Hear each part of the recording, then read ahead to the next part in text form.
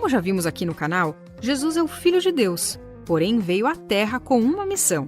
E se você quiser saber mais sobre quem é Jesus, tem um vídeo aqui no canal sobre a vida dele.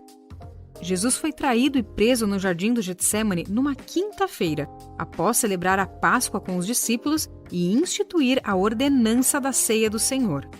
Depois, ele passou por interrogatórios, sessões de tortura e escárnio, até que finalmente foi crucificado em algum momento da manhã de sexta-feira. O sábado começava no pôr do sol de sexta-feira e terminava no pôr do sol de sábado. Jesus morreu poucas horas antes do pôr do sol na sexta-feira, o que seria mais ou menos 3 horas da tarde, quando entregou o seu espírito ao Pai. Naquele momento, a Bíblia diz que um grande terremoto abalou a cidade de Jerusalém e as rochas se partiram. O véu do templo se rasgou de alto a baixo e as sepulturas fora da cidade se abriram. Simbolicamente, essa cortina separava o Deus Santo do povo pecador. Em sua morte, ela se rasgou para indicar que a morte expiatória de Jesus abriu caminho para nos aproximarmos de nosso Deus Santo. Jesus foi tirado da cruz ainda na sexta-feira da crucificação. Ele foi sepultado no mesmo dia num túmulo cedido por José de Arimateia. O corpo de Jesus permaneceu sepultado desde a tarde de sexta-feira até a manhã do domingo. Mas em algum momento da manhã daquele domingo, um novo terremoto aconteceu. A promessa de que ao terceiro dia o Filho do Homem ressuscitaria dos mortos se cumpriu. Quando o domingo ainda estava amanhecendo, as mulheres que eram fiéis seguidoras de Jesus foram até o túmulo onde o seu corpo tinha sido sepultado. Mas chegando ao túmulo, elas se depararam com a enorme pedra que selava a sepultura fora de seu lugar.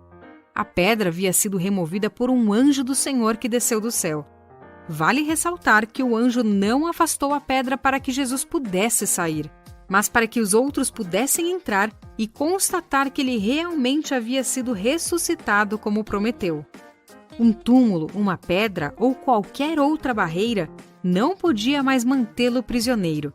Naquele domingo, antes do romper da manhã, Jesus saiu daquele túmulo como vencedor sobre a morte e o inferno. As mulheres que foram visitar o túmulo e não encontraram nele o corpo de Jesus tiveram o prazer de ouvir do anjo de Deus a frase mais notável de todos os tempos. Porque buscais entre os mortos ao que vive? Ele não está mais aqui, mas ressuscitou. Aleluia!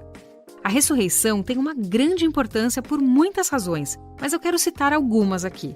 Primeiro, Jesus cumpriu sua promessa de ressuscitar. Portanto, podemos crer que ele cumprirá todas as demais.